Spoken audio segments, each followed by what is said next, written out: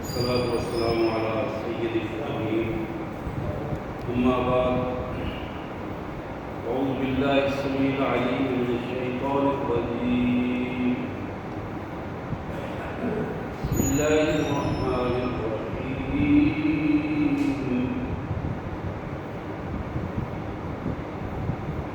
إذا زلزلت الأرض زلزالها وأخرجت الأرض أثقالها وقال الإنسان ما لها يومئذ تحدث أخبارها بأن ربك أوحى لها يومئذ يصدر الناس أشتاتا ليروا أعمالهم ومن يعمل مثقال ذرة خيرا يره ومن يعمل مثقال ذرة شرا يره آمنت بالله صدق الله العظيم اللهم صل على سيدنا مولانا محمد وعلى آل سيدنا مولانا محمد كما صليت على إبراهيم وعلى آل إبراهيم إنك حميد مجيد اللهم بارك على محمد وعلى آل محمد كما باركت على إبراهيم وعلى آل إبراهيم إنك حميد مجيد اللهم صل على جميع الأنبياء والمرسلين وعلى الملائكة المقربين وعلى سائر الصحابة والتابعين وعلى عباد الله الصالحين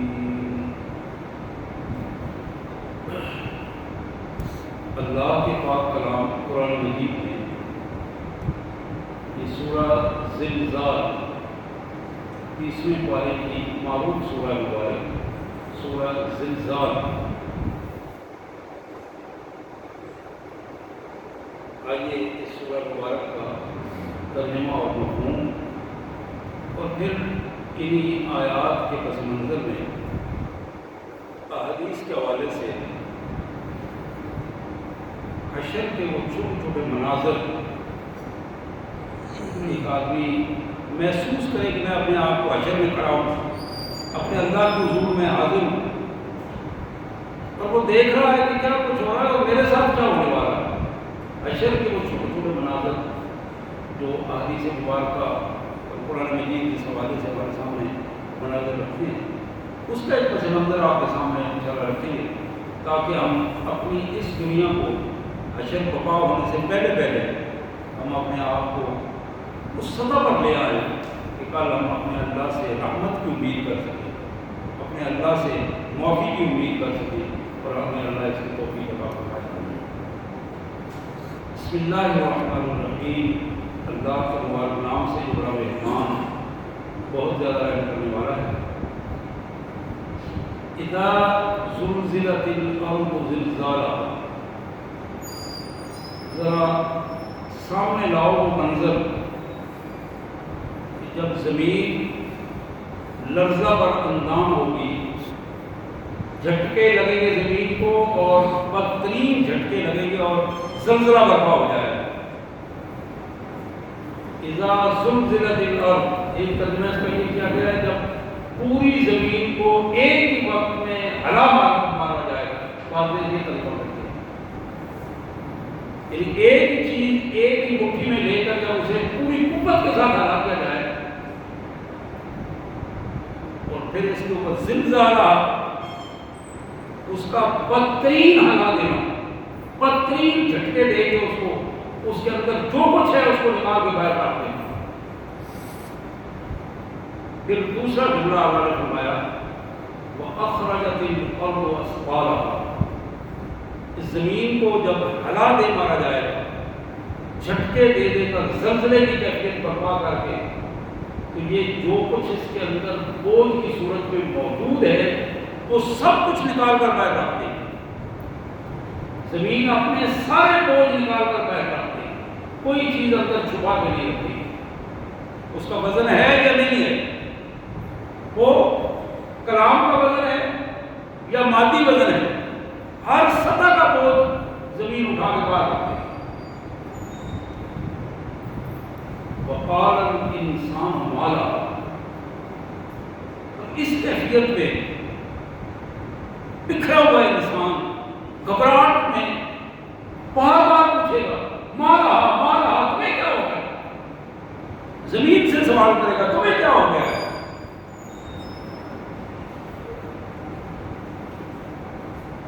حقیقت یہ ہے یومئذ تحدث اخبارها, آج زمین صرف بوجھ ہی نہیں نکال کے باہر پھینکے گی, آج زمین اپنی ساری خبریں بھی بیان کر رہی ہے. یومئذ تحدث اخبارها, جتنی معلومات, جتنے ایویڈنس, جتنی معلومات اور جتنی علم اس کے پاس موجود ہے, جتنی شہادتیں اور گواہیاں موجود ہیں, وہ زمین اٹھا کر سامنے رکھتی ہے. کیوں ایسا کرے گی؟ بِأَنَّ رَبَّكَ أَوْحَىٰ, کہ آج تیرے رب نے اس کو یہ حکم دیا ہوگا اور اس حکم کی وہ پابند ہے, اور اس حکم کے مطابق وہ اپنے سارے بوجھ بھی باہر نکالے گی, اس حکم کے مطابق وہ اپنی ساری خبریں بھی اللہ کی حضور شہادتیں بھی پیش کرے گی.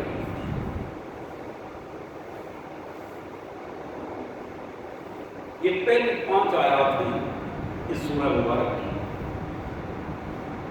یہ ایک منظر ہے, ایک منظر ہے.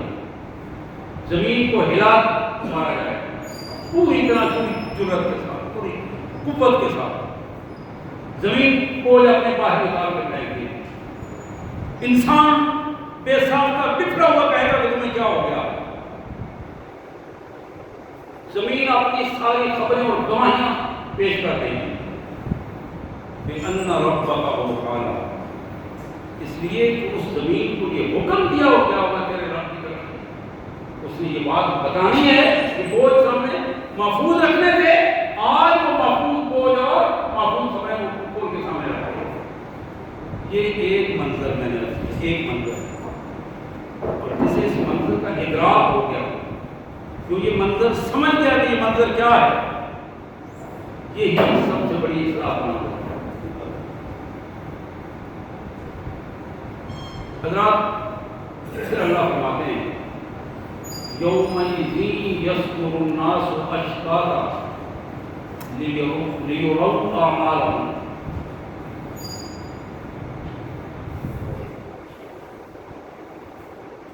یومئذ, آج کے دن, یصدر الناس اشتاتا, لوگ مختلف گروہوں جماعتوں میں بٹے ہوں گے. جو جس نظریے کا ہوگا وہی وہاں اکٹھے ہو جائیں گے, ان کو اکٹھے کر دیا جائے گا. مشرک اکٹھے ہو جائیں گے, کافر اکٹھے ہو جائیں گے, منافق ایک سائڈ پہ ہو جائیں گے, بدعتی ایک سائڈ پہ ہو جائیں گے, سنت پہ عمل کرنے والے ایک سائڈ پہ ہو جائیں گے, قرآن کو چاہنے والے ایک سائڈ پہ ہو جائیں گے, روزے دار ایک سائڈ پہ ہو جائیں گے, نوافل پڑھنے والے ایک سائڈ پہ ہو جائیں گے. یہ وہ کیفیت ہے جس کو قرآن ہمارے سامنے رکھتا ہے. یومئذ یصدر الناس, آج کے دن لوگوں کی کیفیات مختلف ہوں گی, مختلف گروہوں میں تقسیم ہو جائیں گے. یصدر الناس اشتاتا, کیوں ایسا ہوگا؟ لیروا اعمالهم, تاکہ ان کے اعمال کا تجزیہ کیا جا سکے, دیکھ سکیں وہ خود بھی اور دیکھنے والے بھی ان کے اعمال پتہ لگ جائے کہ یہ فلانے یہ فلانے یہ فلانے. ایک ایک گروہ جو ہے ان کے بعد آیات میں اور حدیث میں آتا ہے جھنڈے لے کر کھڑے ہوں گے, اور بعض کے جھنڈے ان کے پشتوں پر ہوں گے. دور سے نظر آئیں گے کہ یہ وہ فلانے علاقے کے فلانے خبیث ہیں, یہ ان کا جو جھنڈا بتائے گا کہ وہ ساری امت یہ کرتے ہیں. یومئذ یصدر الناس اشتاتا لیروا اعمالهم. اب اس منظر کا اینڈ کہاں ہے؟ 2 باتیں کائنات کے مالک نے بتائیں, اور یہ فائنلی بات ہے. بات کو ختم کرتے ہوئے دو باتیں بتائیں. وَمَن يَعْمَلْ مِثْقَالَ ذَرَّةٍ خَيْرًا يَرَهُ. جس بندے نے اپنی زندگی میں ایک چھوٹے سے چھوٹا عمل جو نہ دیکھا جانے والا بھی ہے وہ بھی کیا ہے، وہ بھی اس کے سامنے لا کر آیا ہے، ضائع نہیں ہو. خیر، اس کی میں تھوڑی ڈیٹیل بتاؤں گا کہ خیر کیا ہوتی ہے اور شر کیا ہوتا ہے. خیر کا کوئی عمل چاہے وہ چھوٹے سے چھوٹا ہے، کسی خود بین سے نہیں دیکھا جا رہا، لیکن اللہ اس کو جانتا ہے. اللہ تبارک و تعالیٰ اس پر سامنے کیا ہے. وَمَن يَعْمَلْ مِثْقَالَ ذَرَّةٍ شَرًّا يَرَهُ. اور شر کی کوئی کیفیت، چھوٹی سی چھوٹی چیز دنیا کی کسی کو معلوم نہیں اس بندے نے وہاں شر کی کو عمل کیا تھا، کوئی نہیں جانتا، کسی مشین نے اسے ریکارڈ نہیں کیا، لیکن وہ شر کا عمل جو ہے وہ بھی اللہ نے محفوظ اللہ کے حکم سے ہوگا اور وہ بھی سامنے آ جائے گا. اللہ اکبر. استغفر اللہ العظیم. نستغفر اللہ ونتوب الیہ. شر اور خیر سادہ بات ہے. جو کام اللہ کی رضا کے لیے خالص نیت سے کیا جائے اس کا نام خیر ہے. اللہ کے لیے کیا جائے اور اللہ کی مرضی کے مطابق کیا جائے. کام اللہ کے لیے ہو اور طریقہ بھی وہی ہو جو اللہ چاہتا ہے، اور وہ طریقہ صرف محمد رسول اللہ ہے اور کوئی طریقہ نہیں. وَمَن يَبْتَغِ غَيْرَ الْإِسْلَامِ دِينًا فَلَن يُقْبَلَ مِنْهُ. قرآن نے یہ طے کر دیا کہ یہ بات یاد رکھو کہ خیر وہی قبول ہوگا جس کو اللہ کے لیے ہو اور اللہ کے طریقے کے مطابق ہو، محمد رسول اللہ کے سنت کے مطابق ہو، اس کا نام خیر ہے. اس کے علاوہ بظاہر کوئی جتنا بھی پرکشش ہو، جتنی بھی منفوب ہو، جتنا بھی وہ بظاہر اچھا نظر آ رہا ہو، کرنے والے لوگ بڑے مکفہ مسجع جتنے بھی ہوں وہ قبول نہیں ہوگا. اللہ کے اس کی قیمت نہیں لگے گی. قیمت صرف دو صورتوں میں ہے. پہلی شرط یہ ہے کہ وہ اللہ کے لیے ہو، اور دوسری شرط کیا ہے؟ اللہ کے حکم کے مطابق، محمد رسول اللہ کے طریقے کے مطابق. بس یہ دو شرطیں ہیں. حضرات شر بالکل اس کے الٹ ہے، اس کے بالکل الٹ ہے. اور وہ کیا ہے کہ جو اللہ کے لیے نہ ہو. کس کے لیے ہو؟ اپنے لیے ہو، یعنی اپنی نفس کو خوش کرنے کے لیے کرتا، کسی بندے کو خوش کرنے کے لیے کرتا، کسی جماعت کے لیڈر کو خوش کرنے کے لیے کرتا، اپنے کسی رشتہ دار کو غیر ضروری خوش کرنے کے لیے، کسی دوست کے کہنے پہ کر رہا، اللہ کی نافرمانی بیوی کی ڈیمانڈ پہ کر رہا، بچوں کی خوشنودی کے لیے. اب کیا کروں، مجبوری ہے، ناک کٹ جاتی ہے، برادری چاہتی ہے، بچے چاہتے ہیں، بچے، برادری، بیوی، رشتہ دار، دوست، احباب، ان کی خوشی کے لیے ایک کام کر رہا ہے اور وہ اللہ کی مرضی کے خلاف ہے. اس کو کیا کہیں؟ شر. یہ شر ہے. یعنی نہ تو وہ اللہ کے لیے ہو اور نہ اللہ کے حکم کے مطابق ہو. اب وہ کرنے والا، اللہ تعالیٰ مجھے معاف کرے، میں ہوں یا کوئی بڑے پیر صاحب ہوں، جمعے کبے والے بزرگ ہوں، یا کوئی بڑے چودھری صاحب پاک بین میں پہنچ کر بیٹھے ہوں کسی بڑی مجالس میں، یا ہمارے وزیر اعظم صاحب ہوں، یا وزیر اعلیٰ صاحب ہوں، یا گورنر صاحب ہوں، یا ڈی سی صاحب ہوں، کوئی بھی فرق. مسجد میں امامت کرانے والے ہوں یا امام کے پیچھے نماز پڑھنے والے ہوں، جہاں بھی اللہ کی مرضی کے خلاف کام ہوگا اس کا نام شر ہوگا. مسجد کے اندر ہو رہا ہے یا باہر ہو رہا ہے، مدرسے میں ہو رہا ہے یا تھانے میں ہو رہا ہے یا کچہری میں ہو رہا ہے یا بازار میں ہو رہا ہے، وہ شر ہے. اور ایسا خیر اور ایسا شر چھپا نہیں رہ جائے گا، چاہے اس کی مقدار تھوڑی سے تھوڑی کیوں نہ ہو. مقدار تھوڑی سے تھوڑی کیوں نہ ہو. حضرات، میں نے شروع میں عرض کیا کہ میں تھوڑے سے مناظر بتانا چاہوں گا. مناظر دہشت کس طرح قائم ہوگا. ایک تو یہ منظر آپ نے دیکھا جو قرآن مجید نے ہمارے سامنے رکھا، ایک منظر میرے اور آپ کے پیارے آقا صلی اللہ علیہ وسلم اسی کی تفصیل کے لیے آپ سے اقرار فرمایا۔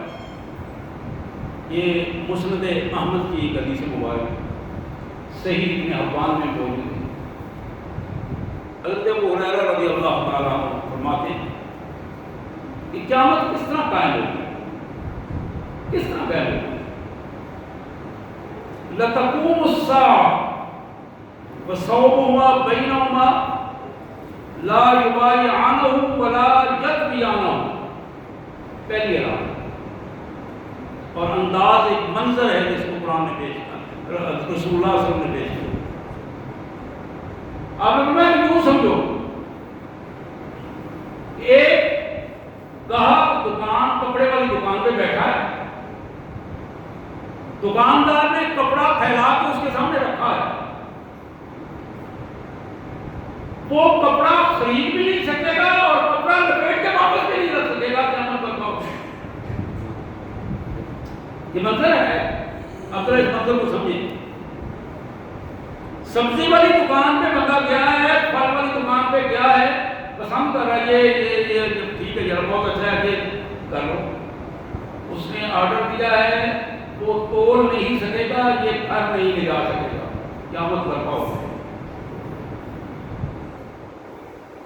صاحب آگر گوشت کی دکان پہ گئے ہیں، پسند آیا ہے گوشت، بکرے کا گوشت ہے، کٹے کا گوشت ہے، مرغی ہے، پسند آئی ہے، حکم دیا ہے، اپنی مرضی کے مطابق گوشت لینا چاہتے ہیں، وہ گوشت کاٹ کے بنا نہیں سکے گا، یہ پکا نہیں سکے گا، قیامت برپا ہوگی۔ میرے بھائیو یہ منظر ہے قیامت، قیامت کے برپا ہونے کا منظر۔ پھر فرمایا وَلَتَقُومُ السَّاعَةُ وَقَدْ انصَرَفَ بِلَبَنٍ لِاقْتَحَبَهُ لَا يَدَعُهُ۔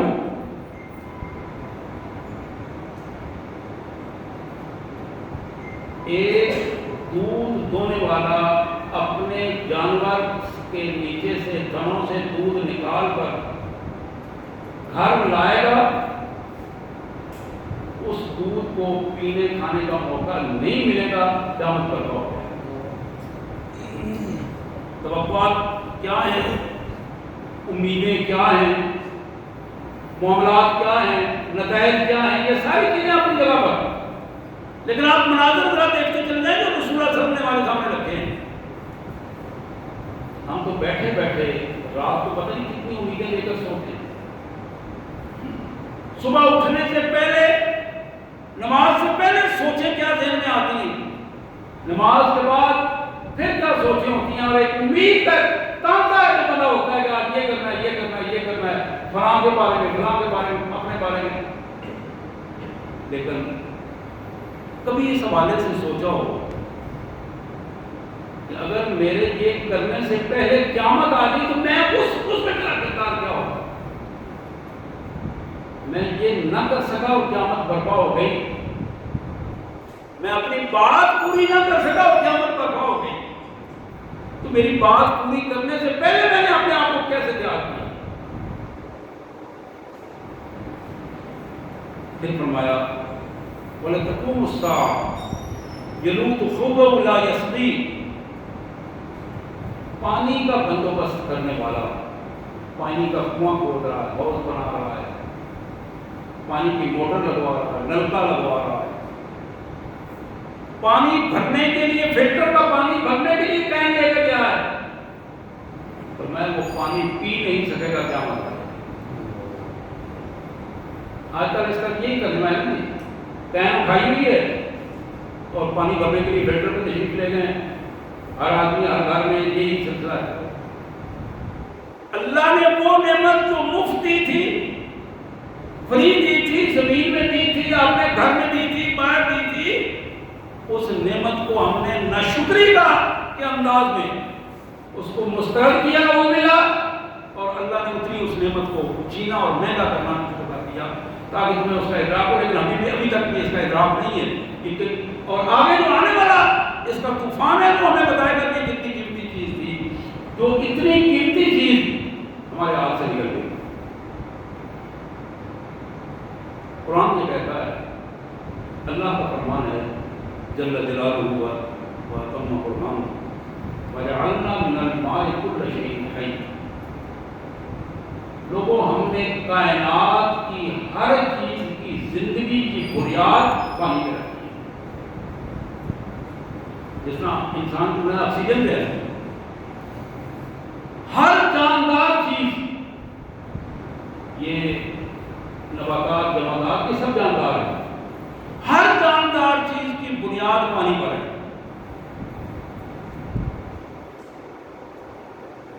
اور قیامت کے مناظر میں چوتھی بات آپ نے ارشاد فرمائی، وَلَتَقُومُ السَّاعَةُ وَقَدْ رَفَعَ لُقْمَتَهُ إِلَىٰ فِيهِ لَا يَطْعَمُهَا۔ لوگوں قیامت کا ایک فائنل منظر حضور نے فرمایا، میں بتاؤں کہ تم نے بڑے مزے سے اپنی مرضی کا کھانا تیار کروایا، سامنے رکھا، لقمہ توڑا، تمہیں ہمت نہیں ہوگی وہ لقمہ اپنے منہ میں ڈالو، قیامت پر پاؤ گے۔ یہ مناظر ہے، چار مناظر آپ نے ارشاد فرمائے قیامت کے۔ اور اگر بندے کو یہ بتا دیا جائے کہ آج شام کو تمہارے ساتھ یہ ہونے والا ہے، اپنی دوڑ لگاؤ جو دوڑ لگانی ہے، آپ اندازہ کر سکتے ہیں شام تک اس کی کیفیت کیا ہوگی۔ اور ہمیں جو منظر دکھایا جا رہا ہے کہ یہ تو لمحات کا وقت کی بات ہے، کسی کو یہ اندازہ ہی نہیں ہے کہ اگلے دن اس کے ساتھ کیا ہونے والا ہے۔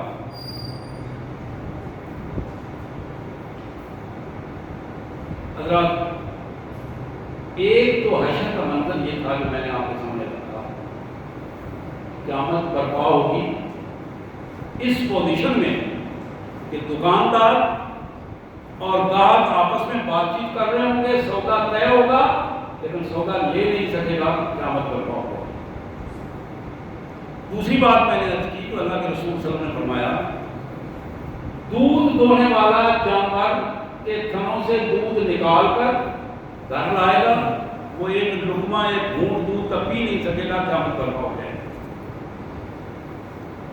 پھر فرمایا کہ پانی لانے والا پانی لے کر آئے گا، اس کے لیے ایفرٹ کرے گا، کوشش کرے گا، محنت کرے گا، پانی کا گھونٹ پی نہیں سکے گا، قیامت برپا ہو جائے گا۔ کھانا اپنی مرضی کا تیار کروا کے سامنے رکھے گا، ایک لقمہ اٹھا کے منہ میں ڈالنا چاہے گا، دسترخوان سے منہ تک کا جو سفر ہے وہ طے نہیں ہوگا، قیامت برپا ہو جائے گا۔ میرے پیارے بھائیوں، یہ چار مناظر ہیں محمد رسول اللہ صلی اللہ علیہ وسلم نے اندازہ کر سکتے ہیں کہ معاملہ کیا ہوگا۔ اب میدان حشر جب برپا ہو جائے گا اس کی کیفیت کیا ہوگی؟ یہ حدیث مبارک جناب انس بن مالک رضی اللہ تعالیٰ کی روایت، زاد راہ میں حدیث کی دوسری صحیح اور سنن کتابوں میں موجود ہے۔ جناب انس بن مالک کہتے ہیں کہ بینا رسول اللہ صلی اللہ علیہ وسلم جالس اذا رأیناہ ضاحکا حتی بدت ثنایاہ فقال له عمر ما اضحکک یا رسول اللہ بأبی انت و امی۔ نبی رحمت صلی اللہ علیہ وسلم تشریف فرمائے، محفل ہے، ابو ہریرہ بیٹھے ہیں، انس بن مالک بیٹھے ہیں، باقی صحابہ کرام بھی۔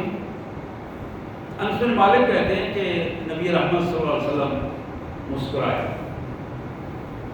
مسکراہٹ میں ایک خوشی کی کیفیت ایسی تھی کہ آپ کے سامنے والے جو بڑے کام ہیں وہ بھی نظر آئے۔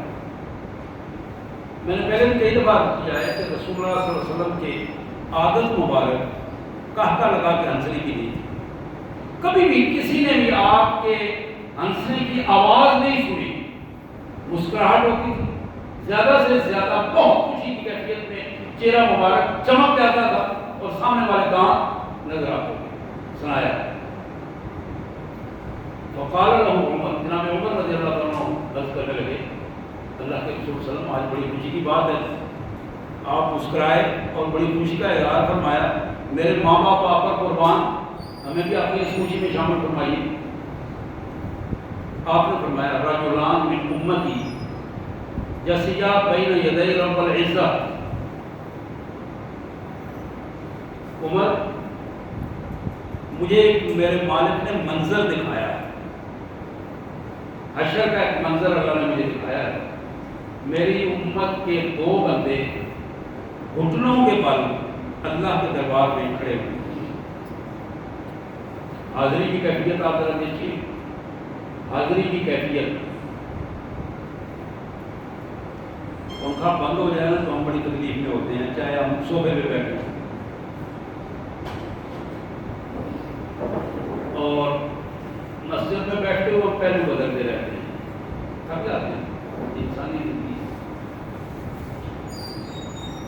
1000 دنوں کا سال، 1000 سالوں کا ایک دن حشر.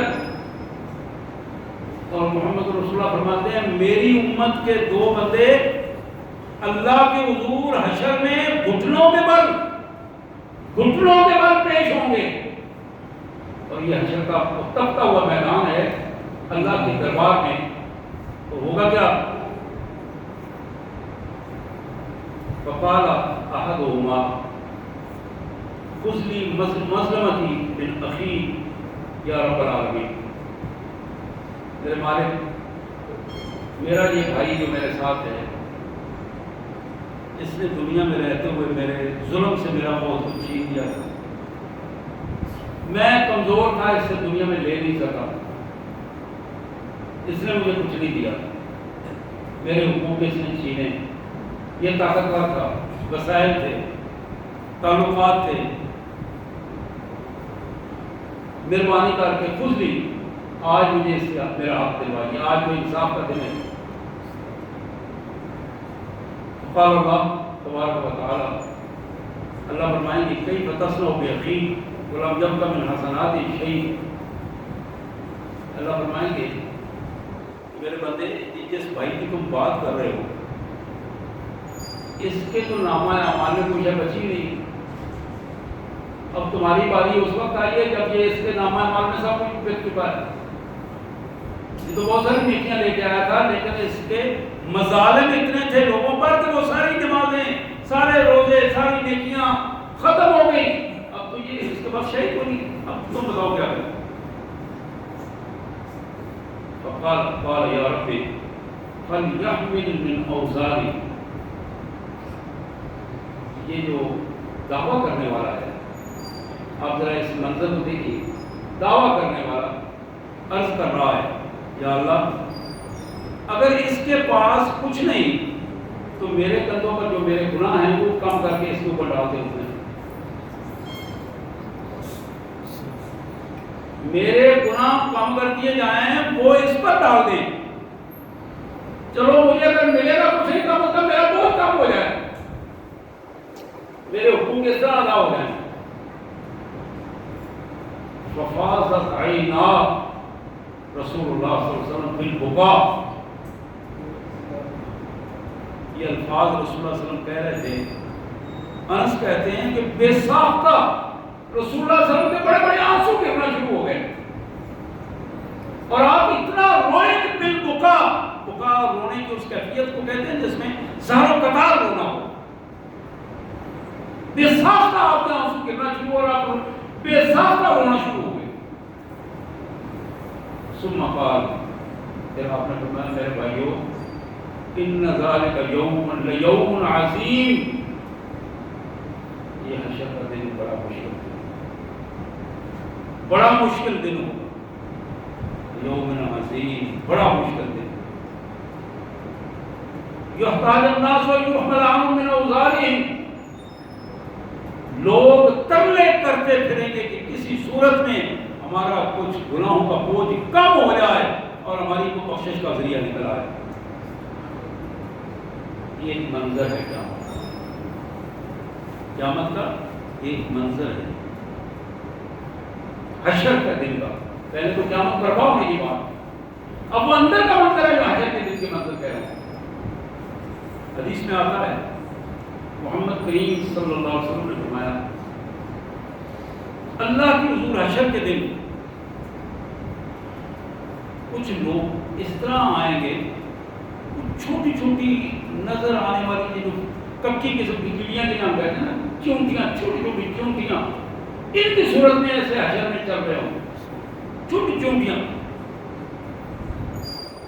اس سے پوچھا کہ یا رسول اللہ یہ کون لوگ ہوں گے؟ آپ نے فرمایا یہ وہ جسے ہم کہتے ہیں پنجابی میں کندھوں پہ تھوکنے والے، اپنے آپ کو بڑا سمجھنے والے اور دوسروں کو چھوٹا سمجھنے والے.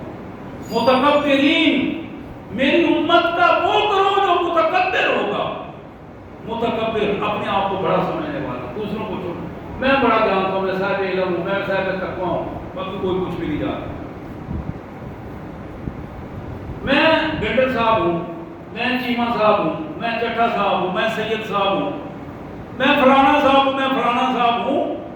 یعنی ذاتی طور پر یہ جو اللہ نے تقسیم کی، یہ پہچان کی تقسیم تھی، اس کو ہم نے ذاتی تقسیمیں بنا دی، بڑا چھوٹا بنانا شروع کر دیا.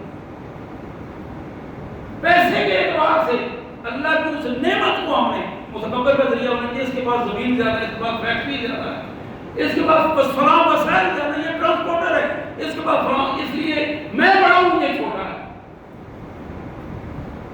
فرمایا کہ جو شخص دوسرے کو حقیر سمجھتا ہوگا، اپنے سے کم کر سمجھتا ہوگا، کل قیامت کے دن اللہ اس کی جو جھوٹی کبریائی تھی اس کو انسانیت کی بجائے حقیر ترین جو مخلوق کیڑی ہے جو عام انداز میں نظر بھی نہیں آتی، اس کیفیت کو اس کو اجر میں لائے اور پاؤں میں وہ روندے جائیں گے، روندے جائیں گے پاؤں. میرے پیارے بھائی، یہ بھی قیامت حشر ہے، منظر ہے.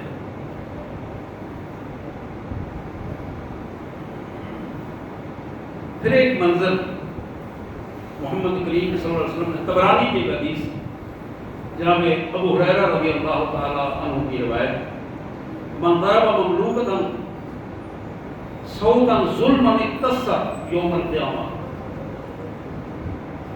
جس شخص نے اپنے ماتحت کو، ملازم کو، ماتحت کو بلا وجہ ایک تھپڑ بھی مار دیا، بلا وجہ اس کا حق کھا لیا، بلا وجہ اس کو گالی دی، بلا وجہ اس کو برا بھلا کہا، جو اس کا حق ہے، اس کا حق نہیں بنتا تھا، اس نے اپنے آپ کو سے اوور ہو کر کے حرکت کی. اللہ کے رسول فرماتے ہیں کہ سوال ہی نہیں پیدا ہوتا کل قیامت کے دن اس بندے کو اللہ حاضر کریں گے اور اس سے اس کو بدلہ دلوائیں گے، اس سے اس کا بدلہ دلوائیں گے، اس کے ہاتھ کی زیادتی کا بدلہ، اس کے نظر کی زیادتی کا بدلہ. پھر ایک منظر یہ بھی ہوگا، یہ سارے مناظر تو تھوڑے سے ٹائم میں نہیں ہو سکتے، لیکن میں سیدھا سیدھا باتیں کر رہا ہوں، آپ ذرا اس میں اندازہ کر سکتے ہیں کہ رسول اللہ صلی اللہ علیہ وسلم نے جو موٹی موٹی چیزیں ہمیں بتائی ہیں اس کے حوالے سے قیامت آئے گی، ضرور آئے گی، ہر فرد پہ آئے گی اور ہر شخص کو وہاں ہونا ہوگا اور ہر شخص کو اپنی اچھائی اور برائی کا جواب دینا ہوگا.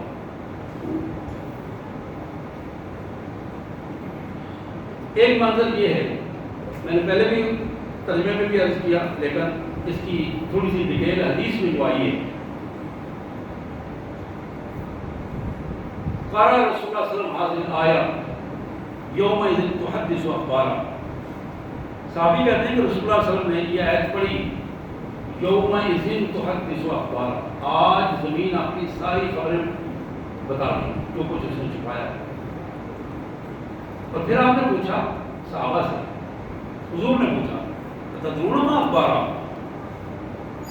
میرے بھائیو جانتے ہو کہ یہ زمین کی خبریں کیا ہوں گی؟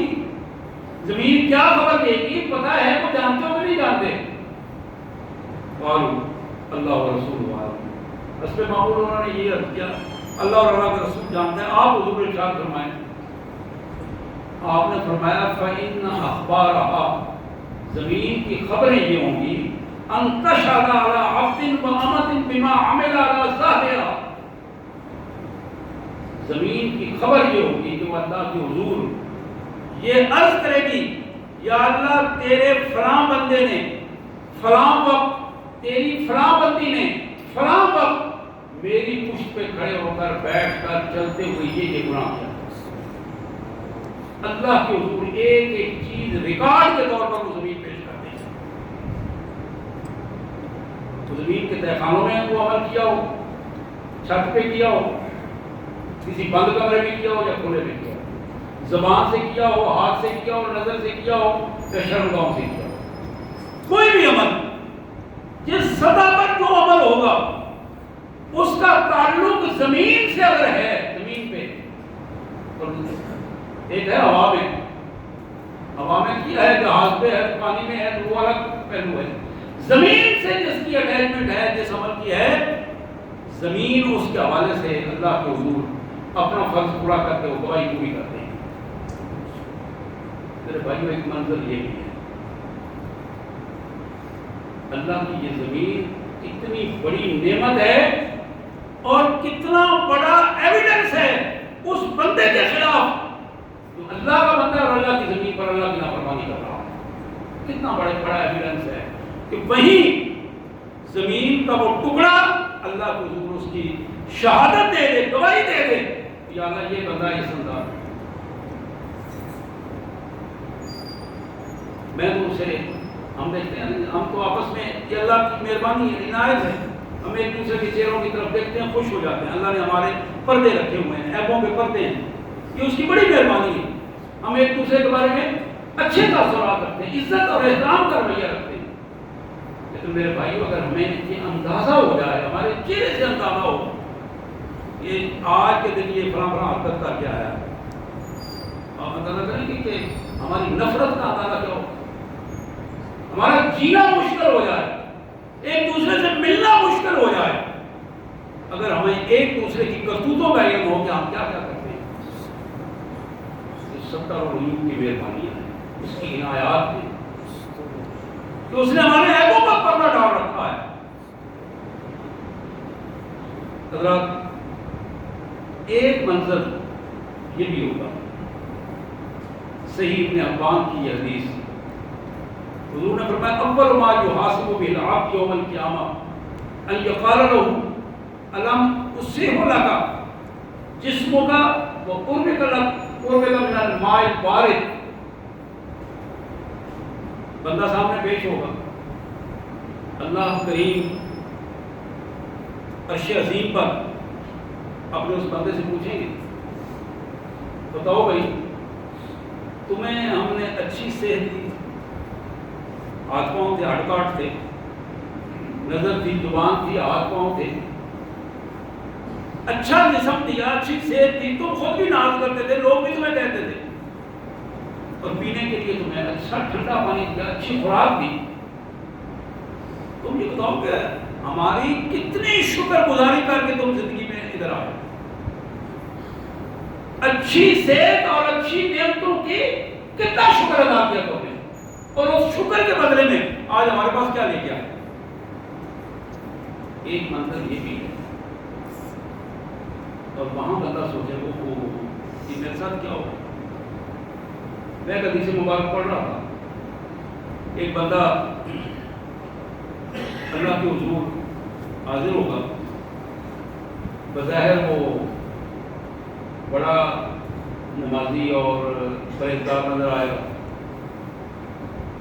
اللہ تعالیٰ اس سے پوچھیں گے بھائی تم بتاؤ ہم نے کچھ دیا تمہیں؟ بڑا کچھ دیا ماشاءاللہ، میں نے تو آپ کی نعمتوں سے بڑا فائدہ اٹھایا. اللہ پوچھیں کون؟ اس نے کہا میں نے اتنا مال جمع کیا، اتنا مال جمع کیا، اتنی زمینیں میں نے بڑھا دی، فیکٹریاں لگا دی، یا اللہ آپ کا تو بڑا ہی احسان تھا. اللہ فرماتا ہے کدھر ہے؟ یا اللہ تو کچھ چھوڑ کے آ گیا، میرے پاس تو کوئی شے نہیں. اچھا اب تم کچھ نہیں لائے ہو، ظاہر ہے یہاں تو پھر اس کی سزا ملے گی. کہتے ہیں یا اللہ ایک دفعہ بھیجتے میں ذرا وہ سارا مال لے کے آتا. اللہ فرمائیں گے میں تمہیں یہ نہیں کہہ رہا ہوں کہ تم مال لے رہا ہو، میں یہ پوچھ رہا ہوں کہ تمہیں مال دیا تھا اور ساتھ تمہیں ہدایت کی تلقین بھی کی تھی، تم ہدایت کو چھوڑ کر مال بنانے میں لگے رہے. مال بنانا تمہاری ذمہ داری تو نہیں تھا، تمہاری ذمہ داری تو یہ تھی کہ مال کو درست طریقے سے کماؤ، درست طریقے سے خرچ کرو، اس کو تم بھول گئے. اور جہاں مال تم نے میرے راستے پہ لگانا تھا اس کو تم بھول گئے، اور آج خالی ہاتھ آ کر. اللہ یہ بھی ایک منظر ہے.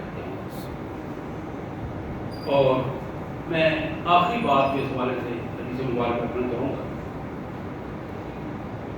اللہ اکبر، بڑی تلخ حدیث ہے یہ بھی، کڑوی باتیں ہیں ساری آج کے اس جمعہ مبارک کی، لیکن یہ کڑوی نتائج کے اعتبار سے بڑی میٹھی ہیں اگر ہم اس کے نتائج حاصل کریں. کم من جار متعلق بجارہ یقول یا رب صل ھذا لما اغلق عنی بابہ ومنعنی فضلہ. ایک منظر قیامت کا یہ ہے، ایک پڑوسی اپنے پڑوسی کو پکڑ کر اللہ کے حضور لے جائے اور کہے گا یا اللہ یہ میرا پڑوسی تو نے مجھے عطا کیا تھا، یہ میرے گھر کے ساتھ تھا، اس کی حویلی میری حویلی کے ساتھ تھی، اس کی پہلی میری پہلی کے ساتھ تھی، اس کی فیکٹری میری فیکٹری کے ساتھ تھی، ایک ہی گلی میں، ایک ہی محلے میں، ایک ہی انداز میں ہم رہتے تھے، لیکن اس بندے نے کبھی میرے بارے میں سوچا بھی نہیں تھا، کبھی پوچھا تک نہیں تھا، نہ میرے کھانے پینے کے بارے میں، نہ میری مسائل کے بارے میں، نہ پریشانیوں کے بارے میں. یہ تو اپنے چکروں میں تھا، اپنی مستیوں میں تھا. اور کبھی اگر اس کا ہاتھ پڑ جاتا تو یہ میرے گھر سے بھی کوئی نہ کوئی لے اڑتا،